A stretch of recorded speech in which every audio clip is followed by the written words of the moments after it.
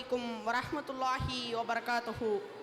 قال رب اشرح لي صدري ويسر لي أمري واحلل عقدة من لساني يفقهوا قولي.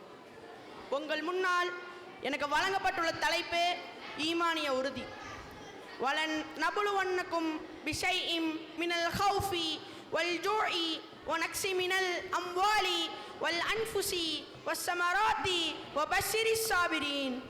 ஓரளவு அச்சத்தாலும் பசியாலும் செல்வங்களையும் உயிர்களையும் பலன்களையும் சேதப்படுத்தியும் உங்களை சோதிப்போம், பொறுத்து கொண்டோருக்கு நற்செய்தி கூறுவீராக. திருக்குர்ஆன் 2வது அத்தியாயம் 155வது வசனம். எந்த மனிதரும் தாம் வாழும் காலகட்டத்தில் நான் இதுவரை எந்த துன்பத்தையும் சந்தித்தது கிடையாது, எந்த சோதனையும் அனுபவித்தது கிடையாது, எந்த மன உளைச்சலுக்கும் ஆளானது கிடையாது என்று சொல்லக்கூடிய நபர்கள் இந்த உலகத்தில் யாரும் இருக்க மாட்டார்கள். இந்த உலகத்தில் வாழக்கூடிய எந்த மனிதராக இருந்தாலும் சரி, தன்னுடைய வாழ்க்கையில் ஏதோ ஒரு வகையில் ஏதோ ஒரு சூழலில் யாரிடமாவது இருந்து துன்பத்தையும் சோதனையும் சந்தித்துக் கொண்டேதான் இருப்பார்கள். இந்த துன்பத்தையும் சோதனைகளையும் சந்திக்கக்கூடிய நபர்கள் 2 வகைகளாக இருக்கின்றார்கள்.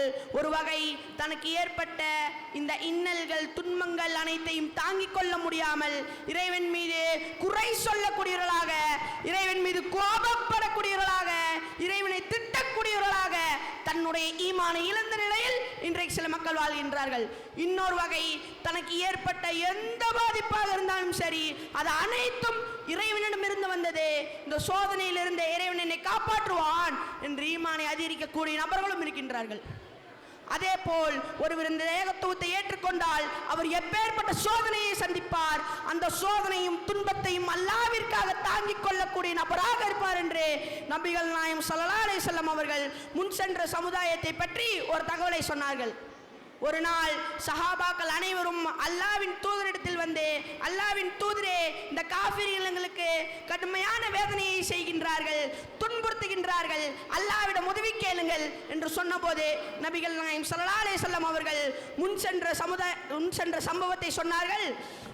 ஒரு மனிதர் இந்த ஏகத்துவத்தை ஏற்றுக்கொண்டதன் காரணமாக, இறை தூதரை பின்பற்றியதன் ஒரே காரணத்திற்காக அவர் குழி தோண்டப்படுவார். அந்த குழிக்குள் வைக்கப்பட்டு ரம்பங்களை கொண்டு அவருடைய தலை 2 கூறுகளாக பிளக்கப்படும். அவ்வாறு செய்தும் அவர் ஈமானிலிருந்து பின்வாங்கவில்லை, தடுமாறவில்லை.